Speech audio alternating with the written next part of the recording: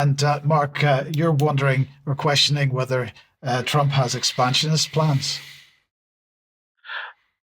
Good day, everyone. Not only questioning whether he has expansionist plans, Mike, but what those plans specifically are. Now, I'm not taking sides here. I'll be quoting James Perloff, a noted author on the CFR. This slide here is hearkening back to last week when I gave the presentation based on a recent program that was January 10th by the Chicago Council on Global Affairs. That's the former Chicago CFR. They were formed in 1922, 1 year after the infamous New York CFR. And the program by the Chicago Council last week, they basically asked these three questions. Is Trump a good old isolationist just wanting a fortress America? Or is he a great power imperialist, as they put it, bent on seizing lands and assets? Or, and this is seemingly the most likely one, a Monroe doctrinist wanting to reduce worldwide policing overall, and mainly in police who control the Western Hemisphere. Now, James Perloff, who wrote a seminal book on the CFR, The Shadows of Power, he came out and in his article recently on his blog, you could say then the question becomes, or none of the above. And as Perloff wrote here on this slide, the melding of Greenland with America is not new, as shown by this map, based on the regionalized and adaptive model of the Global World System report produced by the Globalist Club of Rome back in 1973. Perloff noted here, note that the North American region included Canada and Greenland, but excluded Mexico. So that's an interesting map, to say the least. Now, the next slide zeroes in on the United States, Canada, Greenland segment, one of the regional building blocks of world government as conceived by the Club of Rome over 50 years ago. And that's, of course, the central part of Perloff's thesis. Now, we'll move on from there.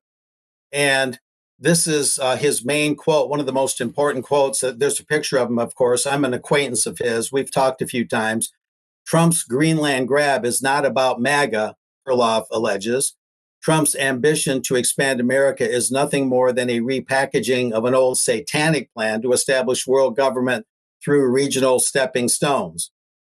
And I'll stress that I don't necessarily agree, at least not 100%, with what Perloff is saying, but it's important to get this perspective out there for our viewers.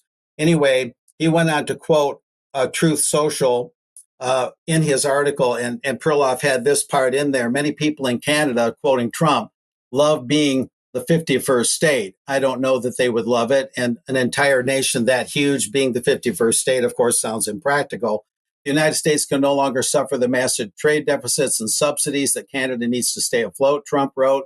Justin Trudeau knew this and resigned. If Canada merged with the U.S., there would be no tariffs, taxes would go way down, and they would be totally secure from the threat of Russian and Chinese ships that are constantly surrounding them. Together, what a great nation it would be. As Perloff quoted Trump as saying on Truth Social.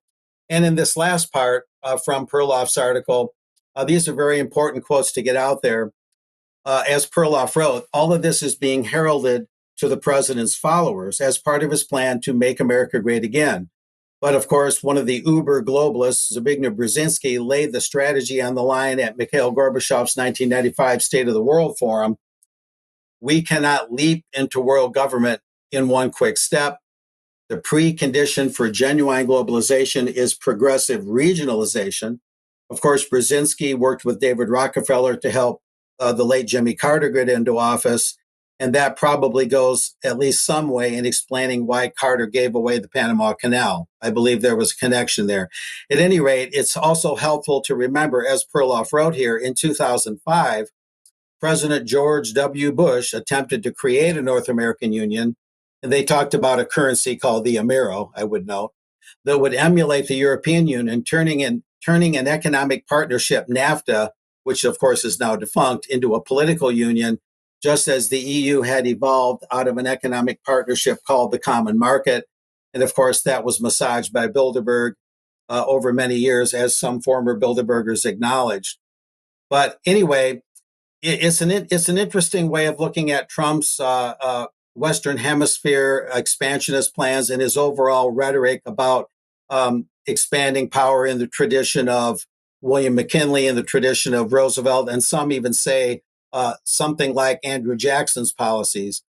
But a lot of MAGA people, of course, would bristle at what I'm reporting right now, but I think it's important to get this out there so people can weigh all the options. So with that, maybe you guys would want to comment momentarily. You any thoughts? Only that if Canada became the 51st state, it's probably going to be voting Democrat. So I don't know if Trump thought that far ahead or not. It's kind of big for one state. I mean, be the sort of on its own one of the largest land masses on the planet, but probably be broken up into regions. And they're used to their welfare entitlements in Canada. So I don't know if that's going to work out too well in the American system. So who knows? It could just be some heavy negotiations to extract some major concessions, perhaps. I don't know. I'm not convinced. Yeah. Okay. Well, thank you for that. Thank you, Mark. Debbie, let me welcome